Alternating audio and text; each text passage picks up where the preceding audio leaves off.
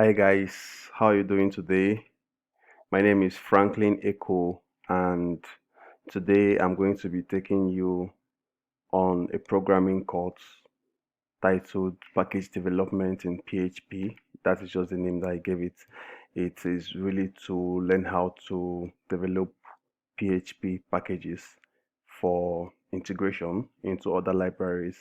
And, for instance, if you've used Laravel in the past, or you've used Carbon, for instance, which is like a popular PHP time formatting package. Carbon, it's in Laravel as well. If you've used that, you know that you would have to require it. Composer require the like, and what you're requiring is a package that is hosted on a remote repository somewhere, and you're just making a clone of it into your project, and then you're using the classes, you're using the functions, to make your work easier. So you're just basically extending the code. So what we are learning is to be able to write programs in a way that it is extendable by other programs so other developers can use it. So you're kind of building components, um, programming components for other software engineers to use, right? So today, for the purpose of this tutorial, we are going to be using Post, the normal block development, where you develop a blog system, for crude applications and things like that. So you are writing into a blog, right? You are reading from the blog, you are editing the blog, and things like that, right? So we're going to be working on a simulation, something really simple of that nature. And we're not going to be using any database. We are going to be using arrays. So we're going to be writing tests, so you'll see how it works. But yeah, we're going to be using arrays, just like write into arrays, read from arrays, delete from arrays, and things like that. So yeah, I think that covers the introduction. That was kind of lengthy. So you can see my screen, I believe. I hope this is the first time using this software. So yeah, but I think I rehearsed, so I think you can see my screen. So new project. I already have a folder I created on my desktop called practice. So I'll go to my desktop practice, which is this, and select as new folder. Okay, new folder name. So we could do package, for instance. All right, create, open. So we have package, new project, and think and create. Okay, so I have this up here. I hope you can see. I'm moving my what's it called? Where you see your face, to the upper side of my screen, so that I can click a button. So create, and that has created the package right now. We can go ahead to use the terminal. So this is PHP Storm. It's my IDE. It's what I've used to code PHP. I used the entire IntelliJ suite, PHP Storm, WebStorm, when I was doing Java, the one for Java. It's been a very long time. So yeah, I'm used to these guys. So I'm going to say, but you can also open this in a terminal, like use your computer terminal if you don't have an IDE or you don't want to use an IDE. So Composer, no, before then, let's say git init. So we are starting out a Git repository. This is basically the first step when building any project, right? You have to manage it in a repository like Git, right? Like a VCS, version control software, so that other developers can clone your projects, extend your project, and you can also like clone it remotely if you don't have your computer, the one you're using to work, right? Stuff like that. So Git init, initialize empty Git repository. Okay, so that is that. It creates a .git file, and you see desktop package .git file. And so composer init. So this is to create the composer. Composer is a dependency manager for PHP, for PHP, right? For coding in PHP. So for PHP packages, it's used to it's like what's it called? NPM, right? In Node.js. So yeah, composer init. Okay.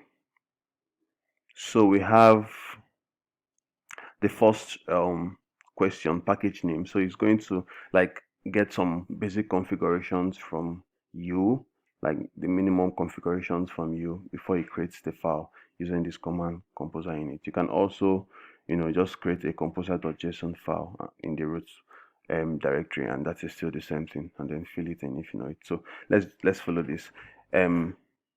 Package. Okay, so we can just do this as well. Package name would be let's say my surname echo, and then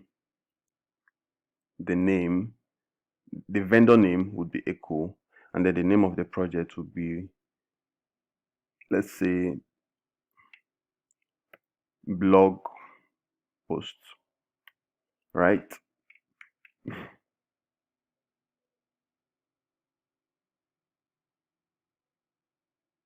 Okay, so you didn't have to be camel case. So blog post description, we're going to say learning package development in PHP using a simple blog post crude application. All right. So the author name is already there. So it's Echo Franklin, and that's my email. Minimum stability. We are going to be choosing dev. You have other options like stable and a couple of other options. So, but for the purpose of this tutorial, and given that we are going to be using some dev packages, right? We'll choose dev. Makes sense to choose dev. Package type, it is going to be a library. That is because it's not really like built for any specific kind of project. For instance, if you choose project, you can see the options library, project, meta package, and so on. So if you chose project, you would have to use it would have to be for um, specific projects in PHP, like WordPress, if you're building for WordPress, or if you're building for like a WordPress plugin. I think that's like, and a couple of other CMSs as well. So but for this, we're choosing library, and license will be MIT. You have other licenses as well, but MIT, that's the one I know really. Define your dependency. Would you like to define your dependency? Nope, not now. Would you like to define your dev dependency? Nope, not now as well. So, yep, confirm. So this is what the composer.json file is going to look like. The name, description, type, license, excuse me,